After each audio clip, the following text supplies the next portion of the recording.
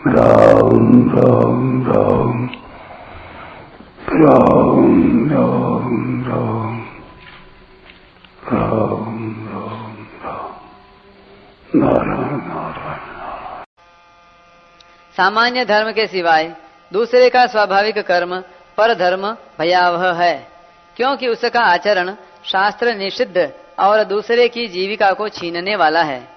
दूसरे का धर्म भयावह इसलिए है कि उसका पालन करने से पाप लगता है और वह स्थान विशेष तथा योनि विशेष नरक रूप भय को देने वाला होता है। इसलिए भगवान अर्जुन से मानो यह कहते हैं कि भिक्षा के अन्न से जीवन निर्वाह करना दूसरों की जीविका का हरण करने वाला तथा क्षत्रिय के लिए निषिद्ध होने के कारण तेरे लिए श्रेयस्कर नहीं है, प्रत्युत तेरे लिए युद्ध रूप से स्वतः प्राप्त स्वाभाविक कर्म का पालन ही श्रेयस्कर है। स्वधर्म और परधर्म संबंधी मार्मिक बात। परमात्मा और उनका अंश जीवात्मा स्वयं है तथा प्रकृति और उसका कार्य शरीर और संसार अन्य है। स्वयं का धर्म स्वधर्म और अन्य का धर्म परधर्म कहलाता है। अतः सूक्ष्म दृष्टि से देखा जाए तो निर्विकारता, निर्दोषता, अविनाशिता, नित्यता, निष्कामता, निर्ममता आदि जितने स्वयं के धर्म हैं वे सब स्वधर्म हैं। उत्पन्न होना, उत्पन्न होकर रहना, बदलना, बढ़ना, क्षीण होना तथा नष्ट होना। इस पर एक टिप्पणी। जायते, अस्ति, विपरिणमते, वर्धते, अपक्षीयते, विनश्यति। एवं भोग और संग्रह की इच्छा, मान बढ़ाई की इच्छा आदि जितने शरीर के संसार के धर्म हैं वे सब पर धर्म हैं। संसार धर्मैरविमुह्यमानः, स्वयं में कभी कोई परिवर्तन नहीं होता, इसलिए उसका नाश नहीं होता, परंतु शरीर में निरंतर परिवर्तन होता है, इसलिए उसका नाश होता है। इस दृष्टि से स्वधर्म अविनाशी और परधर्म नाशवान है। त्याग, बोध और प्रेम यानी कर्मयोग, ज्ञान योग और भक्ति योग, ये तीनों ही स्वतः सिद्ध होने से स्वधर्म हैं। स्वधर्म में अभ्यास की जरूरत नहीं है, क्योंकि अभ्यास शरीर के संबंध से होता है और शरीर के संबंध से होने वाला सब परधर्म है। योगी होना स्वधर्म है और भोगी होना परधर्म है। निर्लिप्त रहना स्वधर्म है और लिप्त होना परधर्म है। सेवा करना स्वधर्म है और कुछ भी चाहना परधर्म है। प्रेमी होना स्वधर्म है और रागी होना परधर्म है। निष्काम, निर्मम और अनासक्त होना स्वधर्म है एवं कामना, ममता और आसक्ति करना परधर्म है। तात्पर्य है कि प्रकृति के संबंध के बिना स्वयं में होने वाला सब कुछ स्वधर्म है और प्रकृति के संबंध से होने वाला सब कुछ परधर्म है। स्वधर्म चिन्मय धर्म और परधर्म जड़ धर्म है। परमात्मा का अंश शरीरी स्व है और प्रकृति का अंश शरीर पर है। स्व के दो अर्थ होते हैं, एक तो स्वयं और दूसरा स्वकीय अर्थात परमात्मा। इस दृष्टि से अपने स्वरूप बोध की इच्छा तथा स्वकीय परमात्मा की इच्छा दोनों ही स्वधर्म हैं। पुरुष का धर्म है यानी चेतन का धर्म है स्वतः सिद्ध स्वाभाविक स्थिति और प्रकृति का यानी जड़ का धर्म है स्वतः सिद्ध स्वाभाविक परिवर्तनशीलता। पुरुष का धर्म स्वधर्म और प्रकृति का धर्म परधर्म है। मनुष्य में दो प्रकार की इच्छाएं रहती हैं, सांसारिक अर्थात भोग एवं संग्रह की इच्छा और पारमार्थिक अर्थात अपने कल्याण की इच्छा। इसमें भोग और संग्रह की इच्छा परधर्म अर्थात शरीर का धर्म है, क्योंकि असत शरीर के साथ संबंध जोड़ने से ही भोग और संग्रह की इच्छा होती है। अपने कल्याण की इच्छा स्वधर्म है, क्योंकि परमात्मा का ही अंश होने से स्वयं की इच्छा परमात्मा की ही है, संसार की नहीं।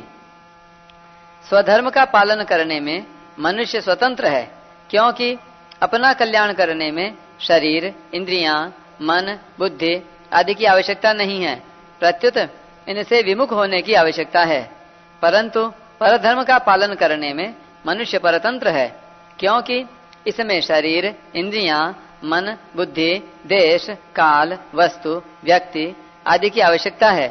शरीर आदि की सहायता के बिना परधर्म का पालन हो ही नहीं सकता। स्वयं परमात्मा का अंश है और शरीर संसार का अंश है। जब मनुष्य परमात्मा को अपना मान लेता है तब वह उसके लिए स्वधर्म हो जाता है, और जब शरीर संसार को अपना मान लेता है तब यह उसके लिए परधर्म हो जाता है, जो कि शरीर धर्म है। जब मनुष्य शरीर से अपना संबंध न मानकर परमात्मा प्राप्ति के लिए साधन करता है तब वह साधन उसका स्वधर्म होता है। नित्य प्राप्त परमात्मा का अथवा अपने स्वरूप का अनुभव कराने वाले सब साधन स्वधर्म हैं, और संसार की ओर ले जाने वाले सब कर्म परधर्म हैं। इस दृष्टि से कर्मयोग, ज्ञान योग और भक्ति योग तीनों ही योग मार्ग मनुष्य मात्र के स्वधर्म हैं।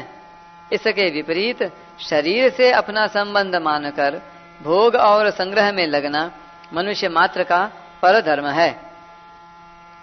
स्थूल, सूक्ष्म और कारण तीनों शरीरों से किए जाने वाले तीर्थ, व्रत, दान, तप, चिंतन, ध्यान, समाधि आदि समस्त शुभ कर्म सकाम भाव से अर्थात अपने लिए करने पर परधर्म हो जाते हैं, और निष्काम भाव से अर्थात दूसरों के लिए करने पर स्वधर्म हो जाते हैं। कारण कि स्वरूप निष्काम है और सकाम भाव प्रकृति के संबंध से आता है, इसलिए कामना होने से परधर्म होता है। स्वधर्म मुक्त करने वाला और परधर्म बांधने वाला होता है। मनुष्य का खास काम है परधर्म से विमुख होना और स्वधर्म के सम्मुख होना। ऐसा केवल मनुष्य ही कर सकता है। स्वधर्म की सिद्धि के लिए ही मनुष्य शरीर मिला है। परधर्म तो अन्य योनियों में तथा भोग प्रदान स्वर्ग आदि लोकों में भी है। स्वधर्म में मनुष्य मात्र सबल, पात्र और स्वाधीन है, तथा परधर्म में मनुष्य मात्र निर्बल, अपात्र और पराधीन है। प्रकृति जन्य वस्तु की कामना से अभाव का दुख होता है, और वस्तु के मिलने पर उस वस्तु की पराधीनता होती है, जो कि परधर्म है। परंतु प्रकृति जन्य वस्तुओं की कामनाओं का नाश होने पर अभाव और पराधीनता सदा के लिए मिट जाती है, जो कि स्वधर्म है। इस स्वधर्म में स्थित रहते हुए कितना ही कष्ट आ जाए, यहाँ तक कि शरीर भी छूट जाए तो भी वह कल्याण करने वाला है। परंतु परधर्म के संबंध में सुख सुविधा होने पर भी वह भयावह अर्थात बारंबार जन्म मरण में डालने वाला है। संसार में जितने भी दुख, शोक, चिंता आदि हैं, वे सब परधर्म का आश्रय लेने से ही हैं। परधर्म का आश्रय छोड़कर स्वधर्म का आश्रय लेने से सदैव सर्वथा सर्वदा रहने वाले आनंद की प्राप्ति हो जाती है, जो कि स्वतः सिद्ध है। परिशिष्ट भाव साधक जन्म और कर्म के अनुसार स्व को अर्थात अपने को जो मानता है उसका धर्म कर्तव्य उसके लिए स्वधर्म है, और जो उसके लिए निषिद्ध है वह परधर्म है। जैसे साधक अपने को किसी वर्ण और आश्रम का मानता है तो उस वर्ण और आश्रम का धर्म उसके लिए स्वधर्म है। वह अपने को विद्यार्थी या अध्यापक मानता है तो पढ़ना या पढ़ाना उसके लिए स्वधर्म है। वह अपने को सेवक, जिज्ञासु या भक्त मानता है तो सेवा, जिज्ञासा या भक्ति उसके लिए स्वधर्म है। जिसमें दूसरे के अहित का, अनिष्ट का भाव होता है वह चोरी, हिंसा आदि कर्म किसी के भी स्वधर्म नहीं है, प्रत्युत कुधर्म अथवा अधर्म है। प्रत्येक धर्म में कुधर्म, अधर्म और परधर्म ये तीनों होते हैं। दूसरे के अनिष्ट का भाव, कूटनीति आदि धर्म में कुधर्म है। यज्ञ में पशु बलि देना आदि धर्म में अधर्म है। जो अपने लिए निषिद्ध है ऐसा दूसरे वर्ण आश्रम आदि का धर्म धर्म में परधर्म है। कुधर्म, अधर्म और परधर्म, इन तीनों से कल्याण नहीं होता। कल्याण उस धर्म से होता है जिसमें अपने स्वार्थ तथा अभिमान का त्याग एवं दूसरे का वर्तमान में और भविष्य में हित होता हो। निष्काम भाव से दूसरे के हित के लिए कर्म करना कर्मयोग स्वधर्म है। स्वधर्म को ही गीता में सहज कर्म, स्वकर्म और स्वभावज कर्म नाम से कहा गया है। कर्तव्य के विरुद्ध कर्म करना ही अकर्तव्य है और कर्तव्य का पालन न करना भी अकर्तव्य है।